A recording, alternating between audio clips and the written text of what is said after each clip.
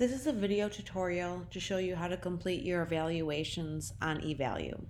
So as a student, you'll log in and this will be your homepage, and you'll notice that I have 3 evaluations that I need to complete. So we can access our evaluations by clicking on this link here or by going up to the tab there. So I'll click on the tab and I will click on Complete Pending Evaluations, and you will notice that I have 3 evaluations to complete here. Evaluation of the preceptor, my self-evaluation, and the evaluation of the integrative experience. We're going to start with the self-evaluation. So in order to complete it, you'll click Edit, Evaluate, and you'll see all of the information here. You'll see the course, your clinical site, the time frame, the dates. You'll see who's doing the evaluator, which should be your name, and then your preceptor and all of that information. As you scroll down, you notice that the evaluation is split into 2 categories. The first are clinical skills, and the second is professional or personal skills.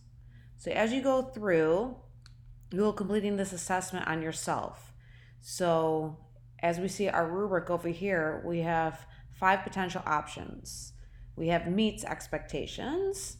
So if you are doing what's required of you, what's expected of you, you should be giving yourself a meets expectations. If you feel like you're going above and beyond in that area, that would be an exceeds expectations.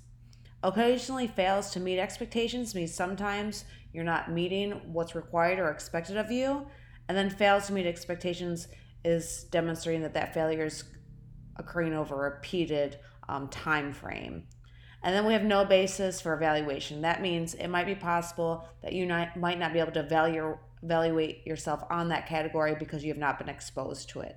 So in that case, you'll select that. If you select no basis for evaluation for anything, then those points when the evaluation scored at the end will not be held against you. So as you can see, you'll assess yourself in various areas: prevention, injury management, therapeutic modality applications, taping, wrapping, all of those things. And you'll score yourself, and then you'll go down to your professional and personal attributes. You notice we see professionalism, thoroughness, confidence, judgment, communication, and you'll assess yourself in those areas as well. You'll then scroll to the bottom. You don't need to worry about total score because that will be calculated by itself. And then you see reflection. This is where you'll copy and paste and put your reflection in here based on the guidelines and requirements that are given to you through Canvas. Once that's been done, you can click Save for Later, which will allow you to re-access the evaluation to complete at another date and time, or you can click Submit. The Submit button will formally submit your evaluation, which will allow me to go ahead and review it. So this is the self-evaluation. This is the exact same evaluation that your preceptor will also do on you. So you'll be grading each other on the same categories. The next evaluation we're going to go ahead and discuss is going to be the one on the integrative experience.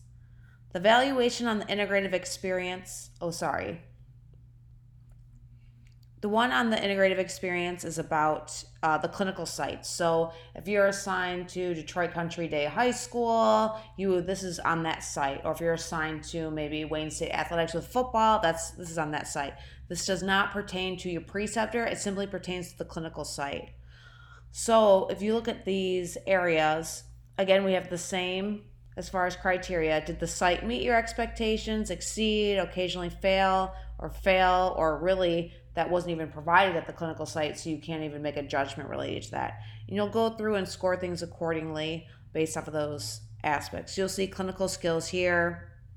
You'll see some other areas related to treatment and rehabilitation of various parts of the body. And as we scroll through and look at most of these are to capture data points that represent standards required by accreditation. So we're really using this to kind of gather data to look at our clinical sites, see what types of experiences they're offering in order to improve our clinical education placements, but also to gather data to help support the standards for our profession. And then at the bottom, it'll also help you to identify your patient demographic you're exposed to. You also have to pick what type of sport or competition, socioeconomic status, and then it has some open-ended questions for you to go ahead and kind of provide some response. Again, a lot of this information that we're tracking is related to accreditation standards and competencies, so it's really important that you go ahead and record things appropriately. And then same criteria, you can save for later or you can submit it. The final evaluation that we will go ahead and discuss will be the evaluation that you complete on your preceptor. So again, the same rubric that we're used to seeing, but this time you'll be evaluating your preceptor. You can see that we have this broken into a professional and personal attributes category, and then we also have student engagement at the end. So this is a time where you can go ahead and provide some constructive feedback to your preceptor. So did they demonstrate self-respect and self-confidence control, meets, exceeds, fails? You can go ahead and fill that out.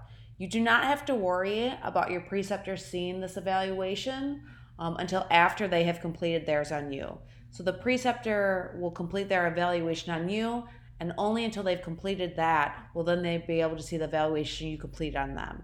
We do that to kind of protect and make sure that things are secure in order to go ahead and allow things to not interfere with students' academic progress, their grades, and the courses.